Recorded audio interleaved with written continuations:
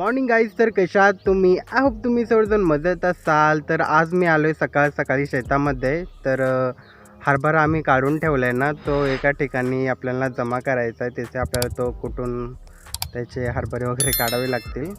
तर इथे ना शेळ्या चरायला आपल्याला जरा जागा करायची, त्यामुळे जो हरभरा आपण काढून ठेवला आहे ना, तो आता आपण तिकडे ताडपत्रीवर ठेवतो आहे. आणि अजून मला घरी जाऊन शेळ्या पण सोडाव्या लागतील. आणि त्याच्या आधी आंब्याच्या झाडावर भुईमुगाचा पाला आहे ना, तो काढावा लागेल शेळ्यांसाठी. आणि शाळू वगैरे असतोच शेतामध्ये. तर चला तर मग मित्रांनो, तर असा आहे आमच्या शेतातील हरभरा.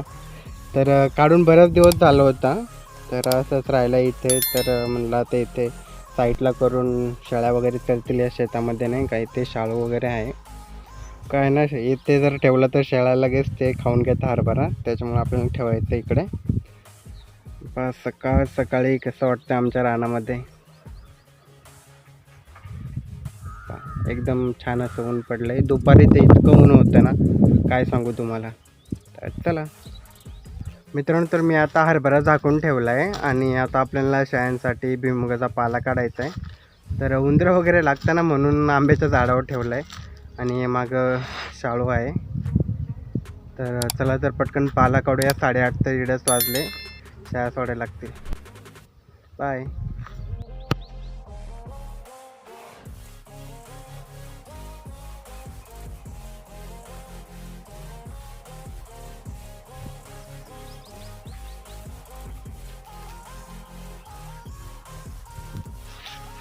मित्रांनो, तर आता आपण शाळा घेऊन आलो आहे आंब्याच्या झाडाखाली. आणि ते पहा, झाडाला आंबे आलेत, कच्च्या कैरी. तर अजून तेवढे मोठे नाही झाले, पण बऱ्यापैकी झाले. आपण मस्त घरी जाऊन त्यांना मीठ, हळद आणि मिरची पावडर लावून खूप छान लागतात.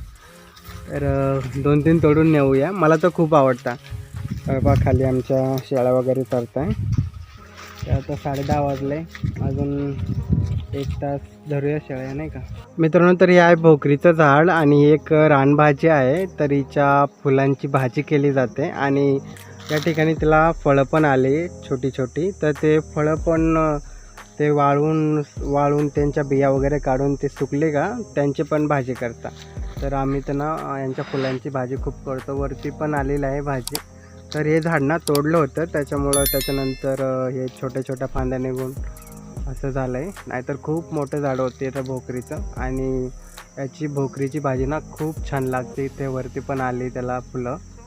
तर तुम्ही कधी खाल्ली का भोकरीची भाजी? मला नक्की सांगा. तर असते अशीच भोकरीची भाजी खूप. म्हणजे आमच्याकडे झाडं कमी आहे, पण दुसऱ्या गावांकडे ना खूप झाडं असतात. आमच्याकडे एवढ्या परिसरामध्ये मला वाटतं एवढंच एक झाड आहे आमच्या इथे. तर पहा, ही आहे भोकरीची भाजी. मित्रांनो, तर अशी असते भोकरीची भाजी. तर असेच कोवळी फुलं असतात, त्यांची भाजी केली जाते. फुले नाही म्हणजे या कळ्याच आहे. तर पहा, अशी आहे भोकरीची भाजी. मित्रांनो, तर आता मी 3 आंबे पाडलेले आहेत. तर पहा, बऱ्यापैकी आता मोठे झाले आहेत. तर अजून यांना पिकायला खूप वेळ आहे.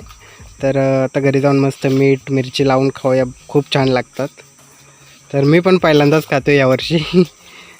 तर पहा, तसं हे आंब्याचं झाड जुनं झालं आहे, म्हणजे त्याला कीड वगैरे लागली.